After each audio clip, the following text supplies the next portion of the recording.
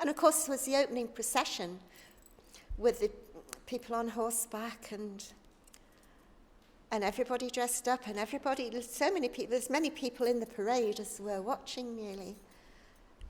It's community atmosphere, and we don't seem to have that anymore. Rob, I'm a piper, that's Northumbrian pipes. And back in the days of the festival, I used to get my bus fare to come in from Whittingham with the children, the little ones who weren't at school. And I wandered around the marketplace with my pipes and played music through the day. I had a costume that had been made for me by Ray Fisher, who was the wife of the chairman of the Piper Society when she went to Czechoslovakia to the Bagpipe Festival, and she handed it on to me, so I wore that. It was shepherd's tartan, a blue version, which is blue and white check with a white lace front, and it was very pretty.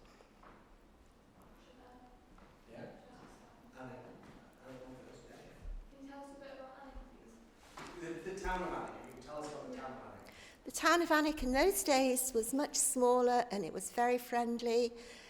A lot of people, most people knew each other, and lots of things went on. When the fair was mooted, everybody took part, everybody wore costume, people in the shops wore costume, people in the schools wore costume, and it was so friendly, it was amazing. It's so much bigger now, and so many incomers coming in who don't take part in the traditional activities so much. It's a shame. Can you tell us a bit about the Alnwick Fair, so maybe the events and costumes that other people wore? There were shops that, well, I think there were empty shops, or they rented themselves at that time, so you could go in and hire costumes, or have your own, or make your own, or beg and borrow. Everybody was wearing costume in the schools, everybody was dressed up, and the schools would bring the classes along. Every school would bring its classes along at some point.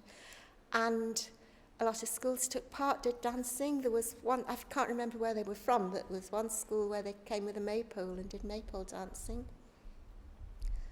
And country dances were done, and obviously singing. What positives do you think the fair brought to Alnwick? It brought the town together. It was a community thing. Everybody went to the fair. One day after the fair closed, there would be a procession, and everybody was dressing up and taking part in the procession through the town. We always had the Bryn Band, they would head it. And things went on into the evening. We had more pubs then, and they were traditional pubs in those days. And every pub would host an activity like Dwyle flonking. I can't remember any of the others. There was lots of stuff going on all the time. The Fair Queen, there was a Fair Queen and her attendants. My daughter was one, attendant 1 year. And she would go around with her chaperone. It was Mabel Forsyth in those days. And the Fair Queen and her attendants and chaperone would go to all the pubs and watch a little bit of the activities that were going on. The town was alive. It was great. And there was Dwyle flonking outside the pubs, which was, I can't describe it. I'm sure someone's told you about Dwyle flonking. And no one can describe it. You're not the only one who can't describe it. I think only Peter Lewis could actually tell us what it was. Oh, well, if you've got Peter, you'll be fine. Yeah. Do you have any funny memories? Do you have some funny memories, maybe? Or stories, any stories you can remember? Stories. I've got a very bitter story because they wanted to duck me, and they asked in those days, the husbands had to give permission for things. It's ridiculous. They said to him it would be all right to duck me, and he said no because of her costume. I've always resented that because they would have given me a different dress to wear to be ducked. Still, that's not a funny story. You mightn't want to put that in.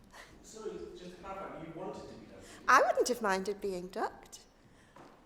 But my daughter Megan got ducked when she was older, not when she was little. They used to come, I used to get paid, as I said, to come in and just wander around with my pipes and play. And it was such a friendly atmosphere. I could have the children with me, and the stall holders would all keep an eye on them if I was on stage playing. They were perfectly safe. I don't think that would be allowed nowadays.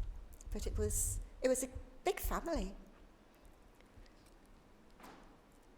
And all the stalls were so many fun things going on. Peter Thomas, the potter from Berwick, used to come with a portable wheel, and people would spin their own pots. And Ken MacDonald was dressed up as a bodger because he knew about these things, and he could do wood carving with a lathe made of a wheel and a belt. I can't remember exactly, but it was just tremendous. And everybody was friendly, and everybody knew each other, and if they'd seen you and they saw you in the town, they'd wave. And of course people had seen me playing the pipes. I was driving my mother-in-law, and she said it's like being with the Queen, because everyone was waving. Why do you think it's no longer a thing? Regulations came in. The price of blocking the street for parades and things went sky high. And I think it had gone on for a while. Incomers, all the new people coming in, weren't particularly interested in taking part. So when the committee, who were all getting older, because it had been going since, was it the late 60s, I think? Yeah. And so when people were getting older and giving up, there weren't the replacements to come in.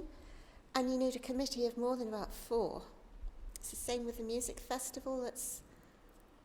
People lost interest in that too, which is really sad. It would be lovely if these things could happen again. But we've lost the town hall now. I mean, the Northumberland Hall, which was a key part, because if it rained, all the acts went upstairs, and there were seats, and there's a stage up there, so everything carried on up there. Whereas if you had it now, you can't get in there, and especially when it's going to be the museum, which is lovely for the museum, but there isn't a space to put the whole festival up there. And the town hall couldn't be used because it doesn't have lifts or anything for disabled people to get up there.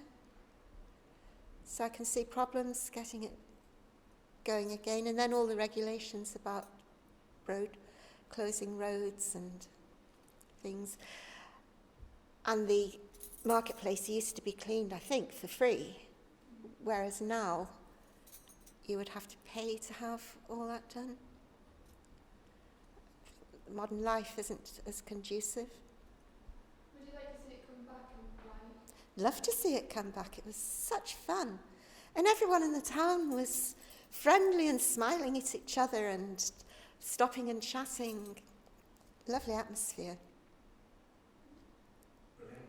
Any other questions from the floor? Anything else? Brilliant. Is there any other memories or thoughts that you thought about when you were thinking about putting in that you like to share? I was just remembering what fun it was. And when we had the fancy dress parade around the town, it was great, 'cause so many got. And of course there was the opening procession with the people on horseback and everybody dressed up, and so many people, there's many people in the parade as were watching nearly. It's community atmosphere, and we don't seem to have that anymore.